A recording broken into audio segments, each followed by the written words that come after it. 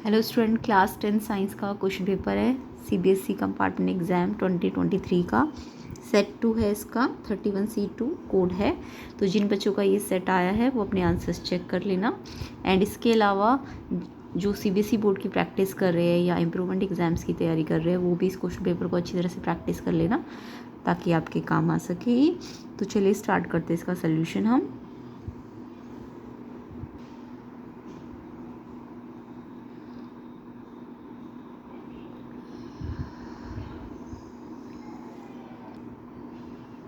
तो देखिए section A का क्वेश्चन नंबर 1 देख लेते हैं पहले।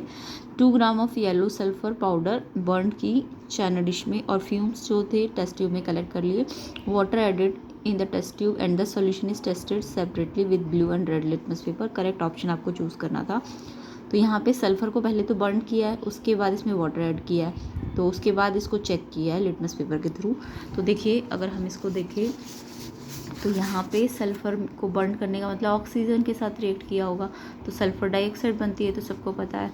अब आपको पता है सल्फ़र डाइऑक्साइड एसिडिक होती है। अब एसिड को पानी में मिलाया तो वो ये सल्फ्यूरस एसिड बना देगा H2SO3। ठीक है, तो ये सल्फ्यूरस एसिड जो होती है ये एसिड है क्योंकि, तो एसिड का काम क्या है, ब्लू लिटमस को रेड करना। ये तो सबको पता है एसिड का काम क्या होता है, ब्लू को रेड करना। बट अगर रेड होगा तो उसमें कोई चेंज नहीं देगा क्योंकि एसिड तो सिर्फ ब्लू को रेड करता है। तो रेड लिटमस होगा तो उसमें कोई चेंज नहीं आएगा। तो यहाँ पे ब्लू रेड होगा बट रेड रेड ही रहेगा, नो चेंज। तो यानी कि ये कौन सा ऑप्शन है आपका, देखो ब्लू रेड होगा और रेड रेड ही रहेगा। ये बी ऑप्शन है इसका आंसर। ठीक है, तो इसका आंसर आपका बी ऑप्शन होगा क्योंकि एसिड बना है ना, तो एसिड तो ब्लू को रेड करता है बट रेड को तो कोई चेंज नहीं करता, तो रेड ही रहेगा। तो इसका आंसर बी था। नेक्स्ट क्वेश्चन देख लेते हैं। तो यहाँ पे सेकंड क्वेश्चन है, you want to test for hardness of water but hard water is not available in the laboratory. Which of the following compounds may be dissolve in pure water to make it hard. मतलब आपको hardness check करना है, hard water लेकिन है नहीं available, तो आपने क्या करना है, प्योर वाटर को हार्ड बनाना है। तो आपको ये तो पता होगा हार्ड वाटर में एक्चुअल में जो हार्डनेस आती है वो किस रीज़न के कारण आती है। तो आपने पढ़ा होगा उसमें मैग्नीशियम आयन होते हैं हार्ड वाटर में और कैल्शियम आयन्स होते हैं। तो हार्ड वाटर में मैग्नीशियम और कैल्शियम आयन प्रेजेंट होते हैं। तो अगर हमें प्योर वाटर को हार्ड में चेंज करना है तो हमें ये मिक्स करने चाहिए, तभी तो वो हार्ड वाटर बनेगा। तो इट मीन्स यहाँ पे हमारे पास मैग्नीशियम आयन कौन सा है, मैग्नीशियम सल्फेट, और कैल्शियम आयन है कैल्शियम क्लोराइड। तो यानी इसका आंसर सेकंड और थर्ड ऑप्शन है। तो सेकंड और थर्ड ऑप्शन कौन से वाले में था, बी ऑप्शन में था, है ना, सेकंड एंड थर्ड। तो बी इसका करेक्ट आंसर है सेकंड क्वेश्चन का, मैग्नीशियम और कैल्शियम होना चाहिए था। ठीक है, तो सेकंड क्वेश्चन का आंसर बी पार्ट है। नेक्स्ट क्वेश्चन देख लेते हैं, क्वेश्चन नंबर 3।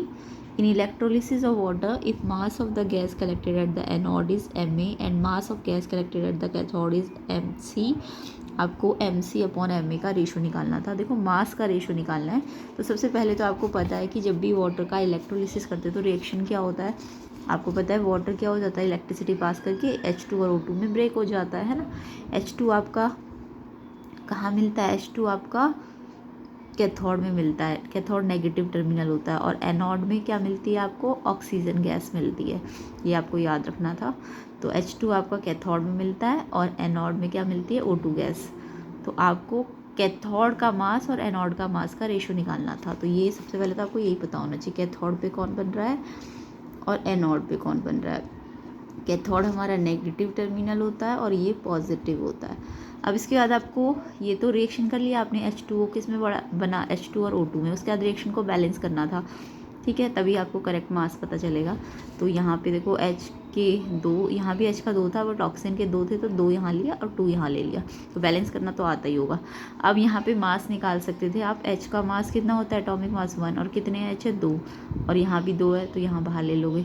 O का 1 का कितना होता है 16, एंड 2 से मल्टीप्लाई करोगे क्योंकि 2 है ना यहाँ पे, तो 32 ग्राम। तो ये आपको ये इनके मासेस पता चल गया। अब मासेस का रेशो निकालना है, ध्यान से देखो, कैथोड ऊपर आना चाहिए, एनोड नीचे आना चाहिए। तो कैथोड में क्या था, हाइड्रोजन था, तो हाइड्रोजन का मास ऊपर आएगा और ऑक्सीजन का मास नीचे आएगा। तो 1/8 इसका आंसर है, जो कि आपका डी ऑप्शन था। तो किस किस बच्चे ने डी ऑप्शन टिक किया, करेक्ट बताना। तो डी ऑप्शन इसका आंसर है 1/8, क्योंकि ये 4 ग्राम आया और ये 32, तो इसका रेशो आएगा 1/8। Next question number 4, consider the following substances. इसमें से आपको पूछा था कि कौन सा ऑक्सीडाइजिंग एजेंट है। तो कार्बन वाले चैप्टर में आपने ऑक्सीडाइजिंग एजेंट्स पढ़े होंगे, तो उसमें एक एसिडिफाइड K2Cr2O7 होता है और एल्कलाइन KMnO4, ये 2 ऑक्सीडाइजिंग एजेंट होते हैं। तो इसको पूरा क्या बोलते हैं, पोटेशियम डाइक्रोमेट, और इसको बोलते हैं पोटेशियम परमैंगनेट। तो ये ऑक्सीडाइजिंग एजेंट है। तो यानी ऑक्सीडाइजिंग एजेंट कौन कौन से होते हैं, ये दोनों होते हैं। तो यानी फर्स्ट और सेकंड में है ना, ये फर्स्ट और सेकंड। तो फर्स्ट और सेकंड कौन सा ऑप्शन था, ए ऑप्शन था इसका। तो ए ऑप्शन इसका करेक्ट था क्वेश्चन नंबर 4 का। नेक्स्ट क्वेश्चन देख लेते हैं। नेक्स्ट क्वेश्चन नंबर 5 था, the metal which melt when kept on palm. तो ऐसी कौन सी मेटल है जो पाम हथेली पे रखते ही मेल्ट हो जाती है। तो ये तो यानी मेल्टिंग पॉइंट बहुत कम होगा जिस मेटल का। तो आपने पढ़ा होगा कौन सी मेटल का मेल्टिंग पॉइंट कम होता है, गैलियम और सीजियम। इनका मेल्टिंग पॉइंट बहुत कम होता है। वैसे मेटल्स के मेल्टिंग पॉइंट हाई होते हैं, बट गैलियम सीजियम मेटल्स होती है, सीजियम CeSi, इनके मेल्टिंग पॉइंट क्या होते हैं, बहुत लो होते हैं। ठीक है, तो आपको तो ऑप्शन में सीजियम था नहीं, गैलियम था। तो गैलियम पाम में ही क्या हो जाती है, मेल्ट हो जाती है। तो इसका आंसर ए ऑप्शन था, गैलियम। डी ऑप्शन है इसका आंसर, है ना, गैलियम। क्वेश्चन नंबर 6 देख लेते हैं। Select from the following compound which is not a base. कौन सा बेस नहीं है। तो देखो बेस कौन होता है, जिसके पास हाइड्रोक्साइड होता है। तो यहाँ तो सोडियम हाइड्रोक्साइड, ये तो बेस है पक्का। कैल्शियम हाइड्रोक्साइड भी बेस है। जिंक ऑक्साइड क्योंकि मेटल ऑक्साइड है। मेटल ऑक्साइड भी कैसे होते हैं, बेसिक होते हैं ना। जिंक ऑक्साइड मेटल ऑक्साइड है, तो ये भी बेस होगा। अब बचा कौन सा, सी, सोडियम सल्फेट। ये आपने देखा इसमें ना तो हाइड्रोक्साइड है ना ऑक्साइड है। और ऑक्साइड भी वो वाले ऑक्साइड बेस होते हैं जो मेटल के होते हैं। ये मेटल ऑक्साइड है इसलिए ये बेस है। तो सोडियम सल्फेट जो है यहाँ पे बेस नहीं है। तो यानी कि आपको बेस पूछा था, सोडियम सल्फेट तो सॉल्ट होता है। तो ये सी ऑप्शन इसका करेक्ट है, क्योंकि आपको पूछा था नॉट अ बेस। तो बेस कौन सा नहीं है, सोडियम सल्फेट। सी ऑप्शन इसका करेक्ट है। Question number 7, when an object is placed beyond 2f of a convex lens the nature of image formed is. तो जब एक ऑब्जेक्ट को कॉन्वेक्स लेंस के 2f के बियॉन्ड रखेंगे, ऑब्जेक्ट को 2f के बियॉन्ड रखेंगे तो कैसी इमेज बनेगी। तो यहाँ पे आपको थोड़े से रे डायग्राम जो होते हैं वो आने चाहिए कॉन्वेक्स लेंस के लिए।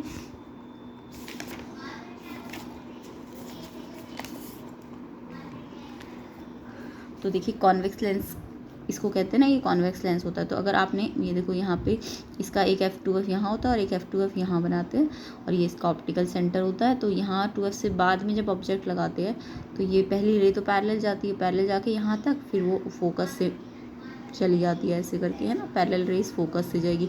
और फिर दूसरी रे आप ऑप्टिकल सेंटर से भेजोगे तो वो वहीं से जाएगी, है ना। तो यानी कि कहाँ मीट कर रही है, यहाँ पे देखो F और 2F के बीच में आ रही है ना, F और 2F के बीच में आ रही है इमेज, और नीचे आ रही है ना प्रिंसिपल एक्सिस के। तो यानी कि रियल है और इन्वर्टेड है। और देखो ये बड़ा है ऑब्जेक्ट और ये छोटा ऑब्जेक्ट है, यानी कि रियल इन्वर्टेड के साथ डिमिनिश्ड भी। तो जब भी ऑब्जेक्ट 2F के पीछे होता है तो इमेज F और 2F के बीच में बनेगी और ये ऑब्जेक्ट से छोटी होगी। और नीचे आइए प्रिंसिपल एक्सिस के, इट मीन्स ये रियल इन्वर्टेड होगी। तो ये ऑप्शन देखो रियल इन्वर्टेड डिमिनिश्ड आपका कौन से ऑप्शन में था, real inverted and diminished. A option इसका करेक्ट है, क्योंकि ऑब्जेक्ट को आपने 2F के बाद रखा था। ठीक है, तो कॉन्वेक्स लेंस वर्चुअल तो तब बनाता ना जब ऑब्जेक्ट F से पहले होता, बट यहाँ तो 2F के भी पीछे है, तो वर्चुअल तो बिल्कुल भी नहीं है इसका आंसर, है ना। तो रियल इन्वर्टेड में डिमिनिश्ड वाला आंसर है इसका, ए ऑप्शन इसका करेक्ट है। तो मैंने आपको रे डायग्राम भी दिखा दिया इसका, ए ऑप्शन है इसका। इमेज कहाँ बनेगी, F और 2F के बीच में और डिमिनिश्ड बनेगी। तो रियल इन्वर्टेड तो बहुत सारे ऑप्शंस में था, बट आपको डिमिनिश्ड वाला ऑप्शन देखना था, तो इसका आंसर ए ऑप्शन होगा क्वेश्चन नंबर 7 का। क्वेश्चन नंबर 8 देखिए, ये तो आप पढ़ के ही गए होंगे अच्छी तरह से। एक narrow beam of white light है, जब प्रिज्म से पास करते हैं और उसमें कलर्स ब्रेक हो जाते हैं ना, कंपोनेंट कलर्स आ जाते हैं। जो वाइट लाइट 7 कलर से बनती है, तो प्रिज्म से पास होकर वाइट लाइट 7 कलर्स में डिवाइड हो जाती है। तो इस फिनोमिना को हम कहते हैं dispersion of light, splitting of white light into 7 colours, dispersion होती है। डी ऑप्शन है इसका आंसर। प्रिज्म में हमेशा क्या होता है, डिस्पर्शन होता है लाइट का। तो क्वेश्चन 8 का आंसर डी ऑप्शन होगा। ठीक है, नेक्स्ट क्वेश्चन नंबर 9 देख लेते हैं। A material use for making heating element of electrical heating devices. तो जो हीटिंग डिवाइसेस होते हैं लाइक आयरन हो गया, है ना, ये सब हीटिंग डिवाइसेस होते हैं, टोस्टर हो गया। तो यहाँ पे कौन सा मटेरियल यूज़ करते हैं हीटिंग एलिमेंट बनाने में, तो ये नाम भी आपने पढ़ा होगा, नाइक्रोम वगैरह, है ना। तो नाइक्रोम को क्यों करते हैं हम हीटिंग एलिमेंट में, अगर पूछ लेते हैं नाइक्रोम को क्यों करते हैं या नाइक्रोम हीटिंग एलिमेंट है वो क्यों बनाया जाता है, क्योंकि जो नाइक्रोम होती है ना वो अलॉय होती है, अलॉय की रजिस्टिविटी भी हाई होती है और मेल्टिंग पॉइंट भी हाई होता है अलॉय का, तो इसलिए ए ऑप्शन इसका करेक्ट है। तो अलॉय का क्या होता है, हीटिंग एलिमेंट अलॉय से बनते हैं ना, अलॉय का क्या होता है, हाई रजिस्टिविटी और हाई मेल्टिंग पॉइंट होता है, ए ऑप्शन इसका करेक्ट है। अलॉय की रजिस्टिविटी भी हाई होती है और मेल्टिंग पॉइंट भी हाई होता है, तो इसलिए इसका आंसर ए ऑप्शन है। नेक्स्ट क्वेश्चन देखते हैं,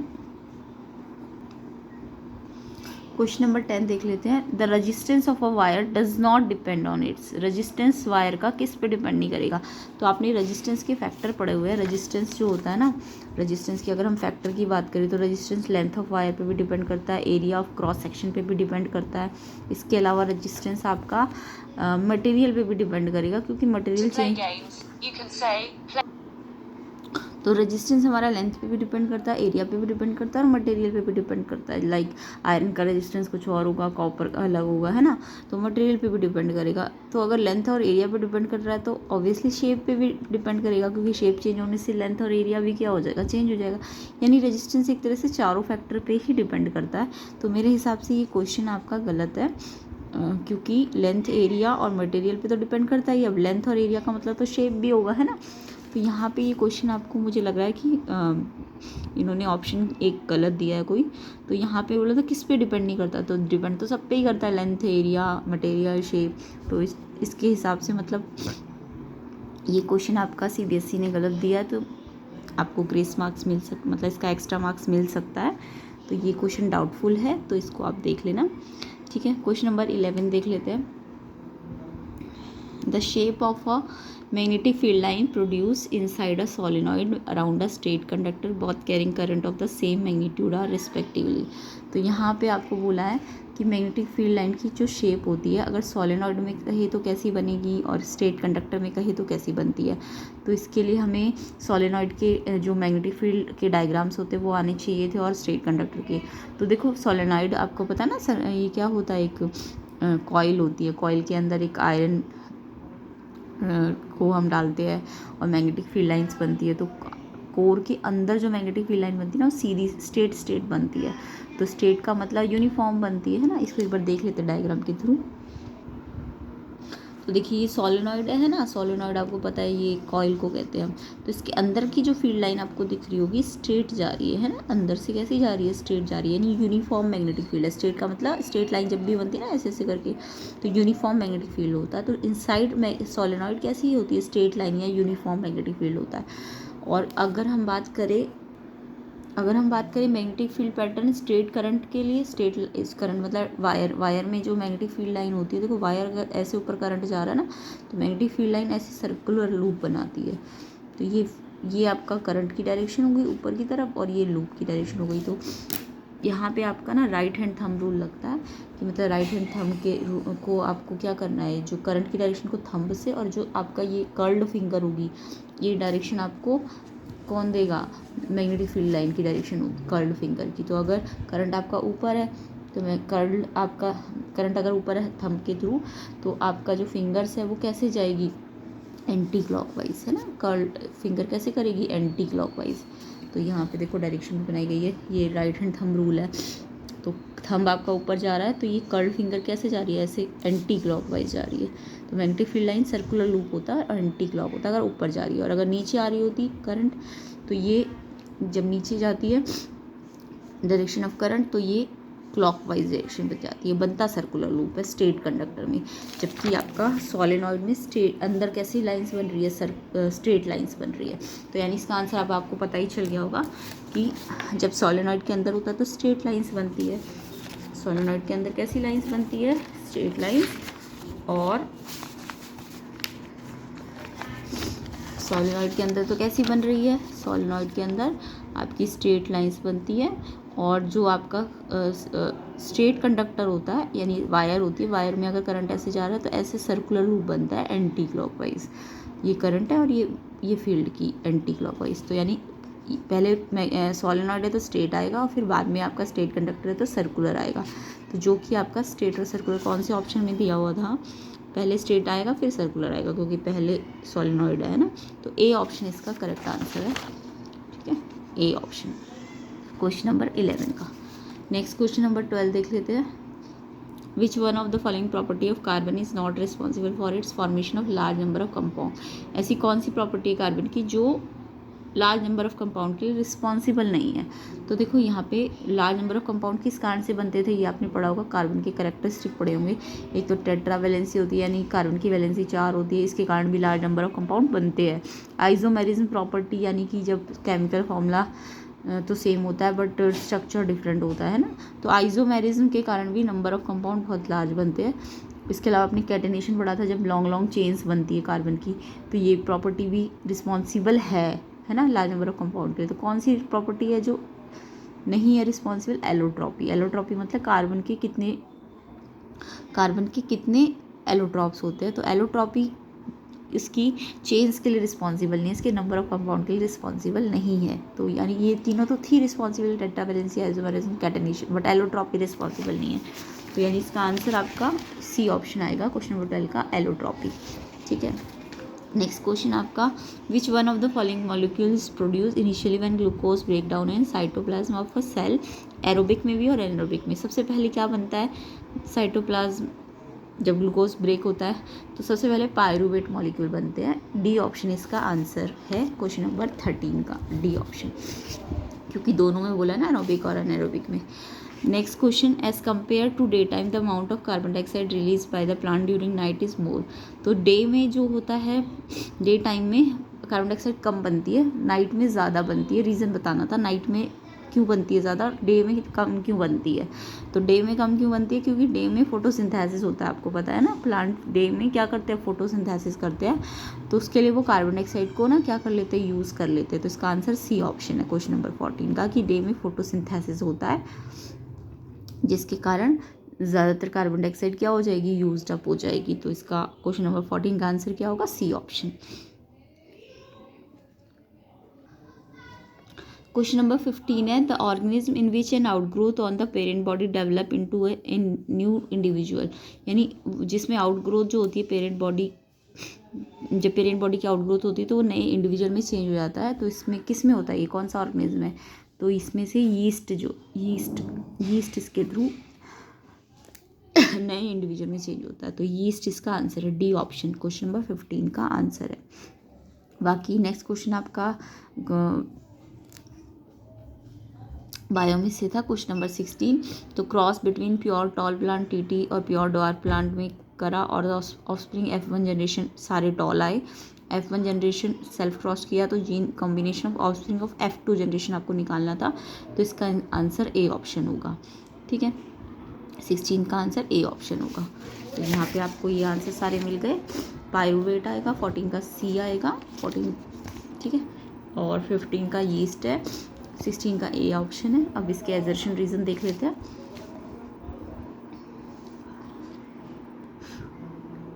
क्वेश्चन नंबर 17 एजर्शन रीजन था, तो आपको बोला था MnO2 4HCl रिएक्ट करके MnCl2 H2 और Cl2 देगा। उन्होंने बोला ये एक रिडॉक्स रिएक्शन है। तो देखो रिडॉक्स रिएक्शन अगर हम देखें तो MnO2 में पहले ऑक्सीजन थी ना, अब ऑक्सीजन हट गई Mn में से, तो यस ऑक्सीजन का हटना मतलब इसका रिडक्शन हुआ MnO2 का।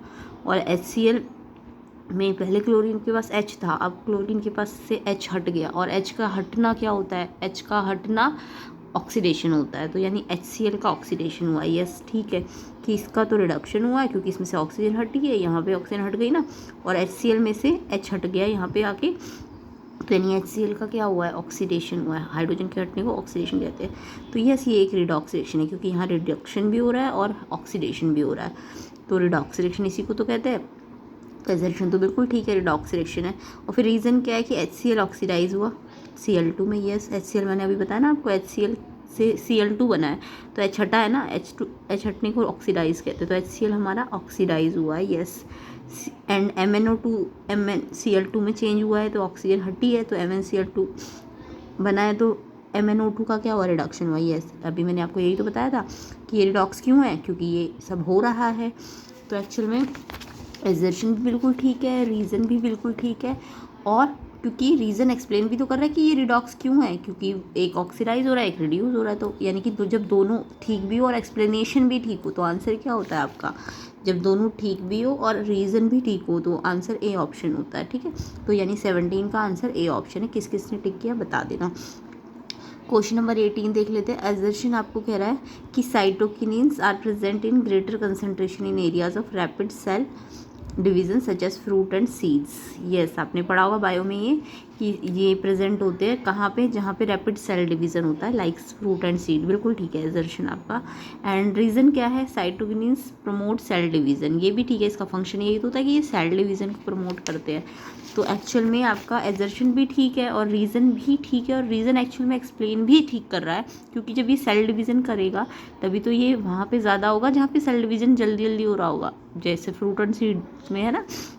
तो यानी कि एजर्शन ठीक है कि ये कहाँ पे ज़्यादा होता है, जहाँ पे रैपिड सेल डिवीज़न है। और रीज़न क्यों ठीक है, ये एजर्शन मतलब रीज़न भी ठीक है कि ये सेल डिवीज़न करता है, इसका फंक्शन है, और सेल डिवीज़न करता है इसलिए तो ये यहाँ पे प्रेजेंट होता है फ्रूट एंड सीड्स में। तो एक्सप्लेनेशन भी तो ठीक है ना।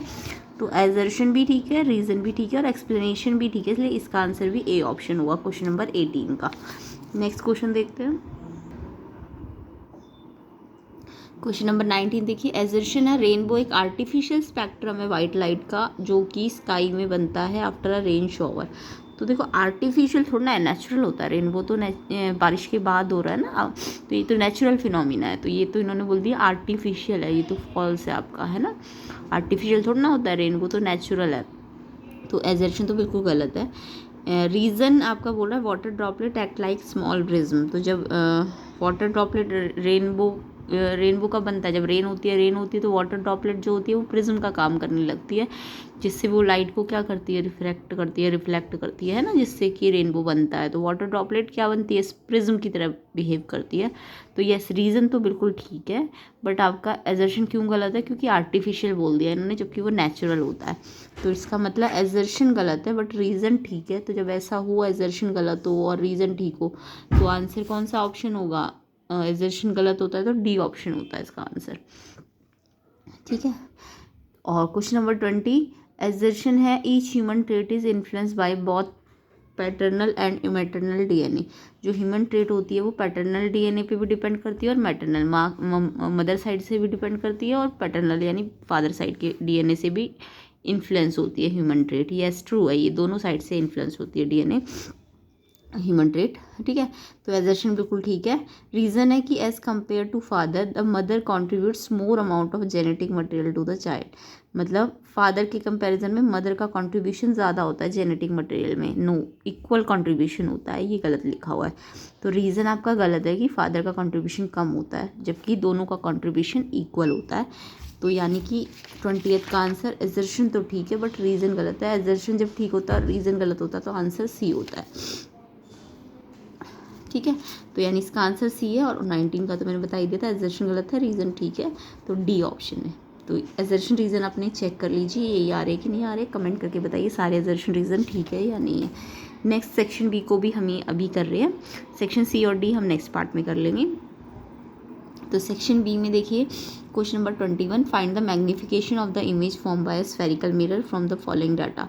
आपको स्फेरिकल मिरर का मैग्नीफिकेशन निकालना है और ये डाटा गिवन है आपको। यू आपको ऑब्जेक्ट का डिस्टेंस दिया हुआ 20 सेंटीमीटर और एफ फोकल लेंथ दी हुई है 15 सेंटीमीटर।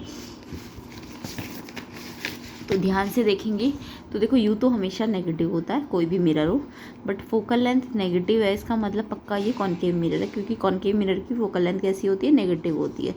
तो अब आप मिरर फॉर्मूला लगाओ, क्योंकि मैग्नीफिकेशन निकालना तो है हमको, मैग्नीफिकेशन के लिए चाहिए क्या HI और HO, बट वो तो हमें इन्फॉर्मेशन में दिया ही नहीं है। तो एक और भी तो मैग्नीफिकेशन का फॉर्मूला होता है -V/U। तो ये वाला फॉर्मूला निकालना, ये वाला U तो दिया है, V हम निकाल सकते हैं क्योंकि U और F हमें दे रखे हैं। तो हम पहले ये वाला फॉर्मूला लगा देंगे मिरर फॉर्मूला, जिससे हमारा V आ जाए, और फिर मैग्नीफिकेशन हम इस फॉर्मूले से निकाल लेंगे, क्योंकि ये वाला फॉर्मूले की तो कोई भी इन्फॉर्मेशन आपको नहीं दी है। तो मैग्नीफिकेशन का ये फॉर्मूला और ये फॉर्मूला होता है, तो ये वाले फॉर्मूले से निकालना है। तो U और F जब पता हो तो V निकल जाता है मिरर फॉर्मूला लगा के। तो मिरर फॉर्मूला क्या है, 1/V + 1/U, मिरर में प्लस होता है यहाँ, 1/F के बराबर होता है। V आपको निकालना है, U आपको साइन कन्वेंशन के साथ लेना है नेगेटिव, एंड एफ भी नेगेटिव दिया हुआ है, नेगेटिव है इसलिए हमें पता चल गया ये कॉनकेव मिरर है। अब 1/v तो निकालना है तो ये यहीं रहेगा, ये वहाँ चला जाएगा, तो ये तो अपनी जगह पे इसका साइन चेंज नहीं होगा। लेकिन ये देखो प्लस माइनस यहाँ पे माइनस है, ये ओवरऑल प्लस माइनस माइनस है ना, तो इधर माइनस है तो इधर आके प्लस हो जाएगा। अब प्लस फ्रैक्शंस का प्लस करो, एलसीएम ले लो, इन दोनों का एलसीएम 60 आएगा। 15 में 60 कब आता है, 4 पे है ना, 15 4 जा, तो ऊपर वाले को 4 से मल्टीप्लाई करना, और 20 पे 60 कब आता है, 3 पे, तो इसको 3 से मल्टीप्लाई करना, तो -4 हो जाएगा, एंड 3 1 3 हो जाएगा। माइनस प्लस माइनस साइन बढ़ेगा, बड़ा ये है तो माइनस का साइन।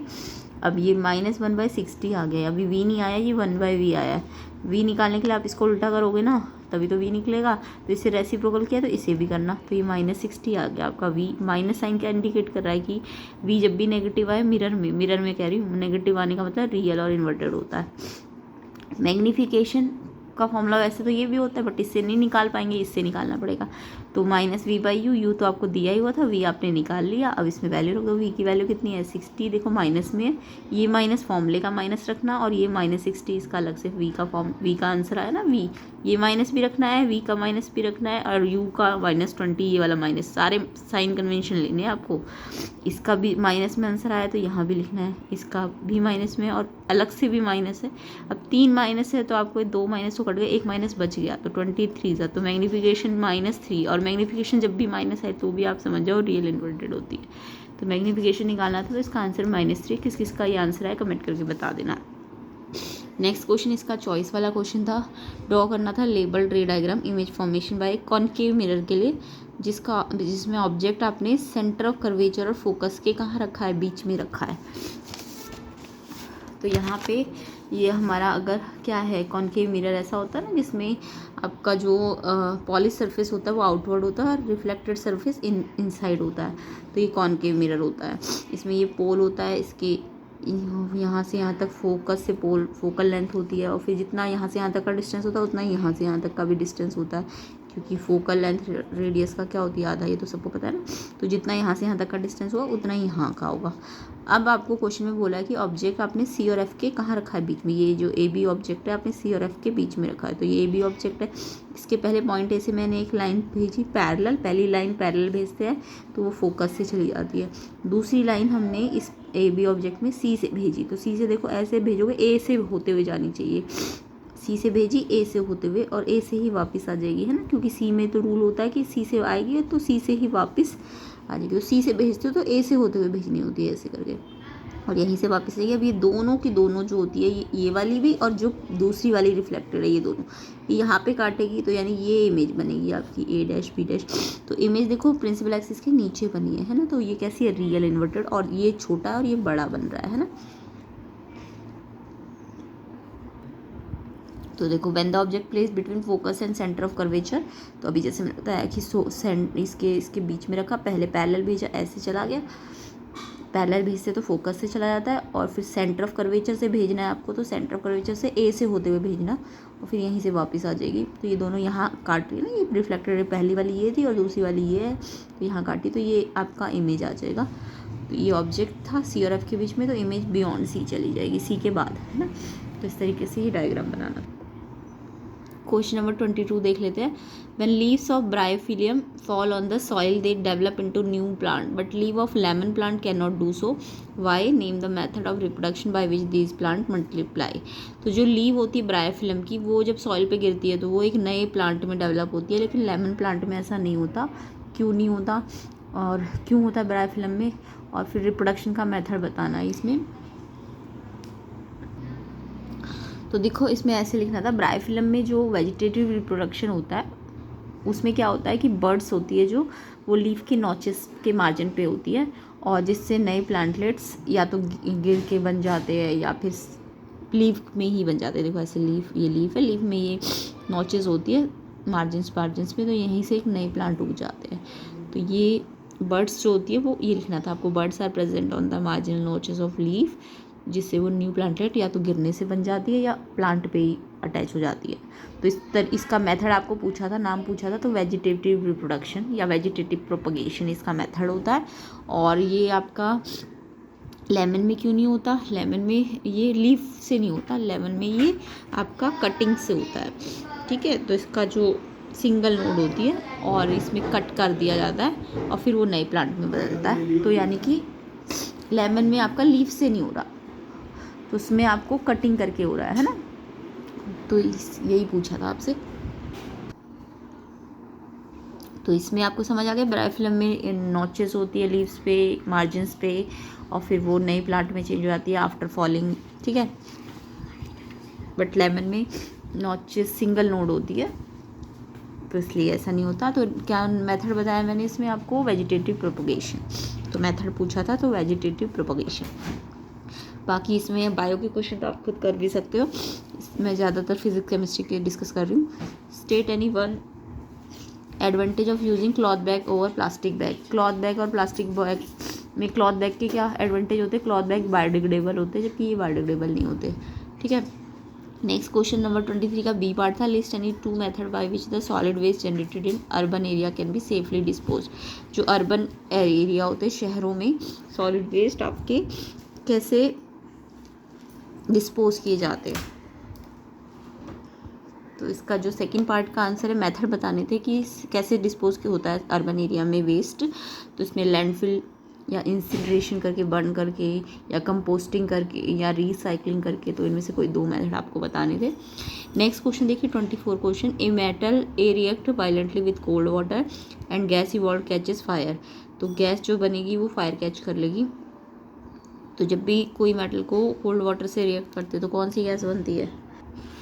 तो देखो, जब भी कोई मेटल को वाटर से रिएक्ट करते हैं तो मेटल हाइड्रोक्साइड बनता है। अब यहाँ पे N1 2 3 कुछ भी हो सकता है। तो मेटल हाइड्रोक्साइड बनता है और साथ में H2 गैस बनती है। H2 गैस फायर कैच करती है, ठीक है। कब H2 गैस बनेगी? जब ये मेटल रिएक्टिव होगी। अगर कॉपर हुई तो फिर यहाँ पे कोई, अगर कॉपर हुई तो फिर वो H2 को डिस्प्लेस नहीं कर पाएगी, यानी यहाँ फिर कोई रिएक्शन नहीं होगा। कॉपर के केस में रिएक्शन नहीं होगा, बट मेटल रिएक्टिव हो या मीडियम रिएक्टिव हो तो वो अगर H2O के साथ रिएक्ट करेगी तो H2 को क्या कर लेगी? डिस्प्लेस कर लेगी और मेटल हाइड्रोक्साइड बना देगी, ठीक है। तो अब कुछ मेटल्स तो ऐसी होंगी जो कोल्ड वाटर के साथ भी रिएक्ट कर लेगी, कुछ मेटल्स होंगी जो क्या नाम है, गर्म पानी के साथ रिएक्ट करेगी या स्टीम के साथ, और कुछ होंगी जो ना तो गर्म पानी के साथ रिएक्ट करती है ना ठंडे पानी के साथ, ठीक है। तो जो बहुत लीस्ट रिएक्टिव मेटल्स होंगी वो पानी के साथ रिएक्ट ही नहीं करेंगी।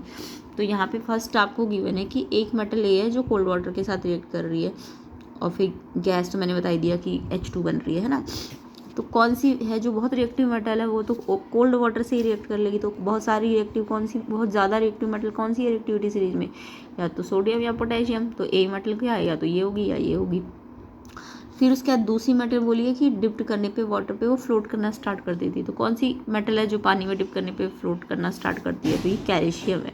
कैल्शियम फ्लोट क्यों करती है ये भी पूछते हैं कई बार। तो उसमें हाइड्रोजन गैस जो बन रही है ना, वो कैल्शियम के सरफेस से चिपक जाती है, स्टिक हो जाती है, जिससे कैल्शियम लाइटर हो जाती है और फिर वो फ्लोट करने लगती है, ठीक है। तो कैल्शियम फ्लोट करती है, तो बी मेटल क्या होगी? कैल्शियम होगी। सी आपको बोला कि ना तो ठंडे पानी से रिएक्ट कर रही है ना गर्म पानी से, वो स्टीम से रिएक्ट करेंगी। तो सी में आपका एल्यूमिनियम, जिंक, आयरन, जो आपके मीडियम रिएक्टिव मेटल्स होंगी, है ना, वो इसमें सी कैटेगरी में आ जाएगी। ना तो ठंडे पानी से करेगी ना गर्म पानी से, स्टीम से रिएक्ट करेगी ये। एंड डी जो है वो रिएक्ट ही नहीं कर रही पानी से, यानी कि वो हाइड्रोजन बनाएंगी नहीं। तो रिएक्ट करने वाली कौन सी बताई मैंने? जो सबसे लीस्ट रिएक्टिव होंगी, जैसे कॉपर, सिल्वर, गोल्ड, प्लैटिनम। तो डी में आपको इनमें से कोई भी एक नाम लिखना था। ऐसी सी में इनमें से कोई एक नाम लिखना था, बी और ये एक, कोई भी एक नाम लिखना था। तो आपको मेटल्स बतानी थी, ठीक है। नेक्स्ट क्वेश्चन देखते हैं।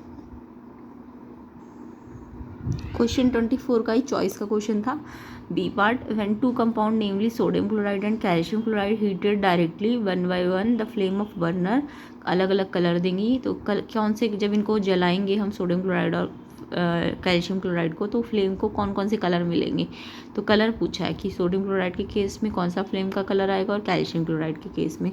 तो देखिए यहाँ पे आपको, जब हम सोडियम क्लोराइड को हीट करेंगे तो येलो फ्लेम बन जाएगी, और जब हम कैल्शियम क्लोराइड को हीट करेंगे तो कौन सी फ्लेम आएगी? येलोइश रेड, ऑरेंज भी कह सकते हो, येलोइश रेड फ्लेम बनेगी, ठीक है। उसके बाद इन्होंने पूछा इसका सेकेंड जो पार्ट है, are this compound soluble in organic solvent, kerosene और पेट्रोल। तो ये जो आपके सोडियम क्लोराइड और कैल्शियम क्लोराइड है, क्या ये ऑर्गेनिक सॉल्वेंट में जैसे कि केरोसिन या पेट्रोल में डिज़ोल्व होंगे, सॉल्युबल होंगे? तो देखो, क्योंकि आपको पता है कि ये जो NaCl और कैल्शियम क्लोराइड है ये आयनिक होते हैं, है ना। आयनिक मतलब ये इनमें चार्ज होता है, पोलर होते हैं ये, तो आयनिक कंपाउंड ना वाटर में सॉल्युबल होते हैं, पोलर कंपाउंड या आयनिक कंपाउंड पोलर सॉल्वेंट होते हैं, यानी कि वाटर में डिजॉल्व हो सकते हैं। तो आप लिखोगे due to ionic nature they dissolve only in water not dissolve in kerosene और पेट्रोल, क्योंकि ये तो नॉन पोलर है ना, तो यहाँ पे डिजॉल्व नहीं होंगे, ये सॉल्युबल नहीं है। क्वेश्चन नंबर 25, डिफ्रेंशिएट करना था डायरेक्ट और अल्टरनेटिंग करंट में। तो 2 टाइप के करंट होते हैं, डीसी और एसी, ये तो सबको पता है। तो कौन सा करंट है जो पावर प्लांट में यूज़ होता है और फ्रीक्वेंसी पूछी थी। तो पहले तो एसी डीसी में आपको डिफरेंस तो पक्का याद करके ही गए होंगे, इंपॉर्टेंट क्वेश्चन होता है। तो एसी अल्टरनेटिंग करंट और डीसी डायरेक्ट करंट। तो एसी करंट जो होता है ये रिवर्स डायरेक्शन करता है अपने इक्वल इंटरवल टाइम में, मतलब इसकी डायरेक्शन को हम चेंज कर सकते हैं, जबकि डीसी सिर्फ एक ही डायरेक्शन में चलता है। दूसरा पॉइंट है डिफरेंस का, एसी जो होता है ओवर लॉन्ग डिस्टेंसेस पे आप ट्रांसमिट कर सकते हो, बट इसको आप लॉन्ग डिस्टेंसेस पे ट्रांसमिट नहीं कर सकते हो।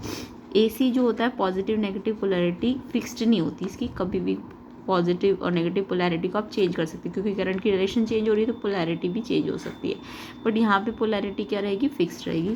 नेक्स्ट जो इसका डिफरेंस पॉइंट है, इलेक्ट्रॉन यहाँ पे या तो फॉरवर्ड डायरेक्शन में जाएंगे या बैकवर्ड में। जब फॉरवर्ड में जाएंगे तो डायरेक्शन अलग होगी, बैकवर्ड में जाएंगे तो डायरेक्शन अलग होगी, क्योंकि डायरेक्शन चेंज हो सकती है ना। अगर करंट की डायरेक्शन चेंज हो रही है तो यानी कि इलेक्ट्रॉन की डायरेक्शन भी क्या हो जाएगी, चेंज हो जाएगी। यानी इलेक्ट्रॉन यहाँ पे फॉरवर्ड भी जा सकता है, बैकवर्ड भी जा सकता है, बट यहाँ इलेक्ट्रॉन सिर्फ एक ही डायरेक्शन में जाएगा, क्योंकि करंट की डायरेक्शन सिर्फ एक ही होती है ना। इसकी फ्रीक्वेंसी डीसी करंट की फ्रीक्वेंसी, क्योंकि ये सेम डायरेक्शन में चलता है तो इसलिए इसकी डायरेक्शन फ्रीक्वेंसी जो होती है 0 होती है, जबकि इसकी फ्रीक्वेंसी 50 हर्ट्ज से 60 हर्ट्ज तक होती है एसी करंट की। तो आपको पूछा था पावर प्लांट में कौन सा करंट यूज़ होता है, तो एसी करंट होता है, क्योंकि वो लॉन्ग डिस्टेंसेस पे ट्रांसमिट किया जा सकता है। तो इंडिया में अगर या किसी भी कंट्री में पावर प्लांट होंगे तो उनमें करंट तो लॉन्ग डिस्टेंसेस तक पहुंचाना होगा ना, तो एसी करंट यूज़ होगा, अल्टरनेटिंग करंट। इसकी फ्रीक्वेंसी मैंने अभी आपको बताई थी 50 हर्ट्ज से 60 हर्ट्ज होती है। नेक्स्ट क्वेश्चन आपका बायो में से था, ये तो आप कर ही लोगे, ठीक है। तो इसका फ्लो चार्ट बनाना था, तो ये इसका फ्लो चार्ट है पूरा, तो ये आप देख लेना ये आपने किया है कि नहीं। तो आगे के सेक्शन सी के लिए हम नेक्स्ट वीडियो का नेक्स्ट पार्ट आएगा सेक्शन डी ई और ई के लिए, तो वेट करना उसके लिए। और बाकी बताइए कैसा गया आपका एग्ज़ाम, सेक्शन बी और ए में कितने सही है अभी तक, कैसा गया एग्ज़ाम, ठीक है। तो सेक्शन सी और डी का वेट करना, वीडियो को शेयर ज़रूर कीजिए ताकि मैं वीडियो आपके लिए अवेलेबल करा सकूँ, सी और डी सेक्शन, ई सेक्शन और बी जो सेट है आपके। तो शेयर ज़रूर कीजिए, चैनल को सब्सक्राइब कर लो अगर नहीं किया है अभी तक, और लाइक भी कर देना वीडियो को। कोई भी डाउट है तो आप पूछ लेना कमेंट बॉक्स पे। तो आई होप आपका पेपर अच्छा गया हो, या जो भी प्रिपरेशन अभी कर रहे हैं सीबीएसई बोर्ड की उनका भी अच्छा जाए, तो प्रैक्टिस कर लेना इस क्वेश्चन पेपर की, जितने मैं कराती जा रही हूँ। जितने प्रीवियस ईयर क्वेश्चन पेपर होंगे वो आपको यहाँ पे अवेलेबल हो जाएंगे उनके सोल्यूशंस, ठीक है। तो लाइक ज़रूर करना वीडियो को और सब्सक्राइब ज़रूर करना चैनल को।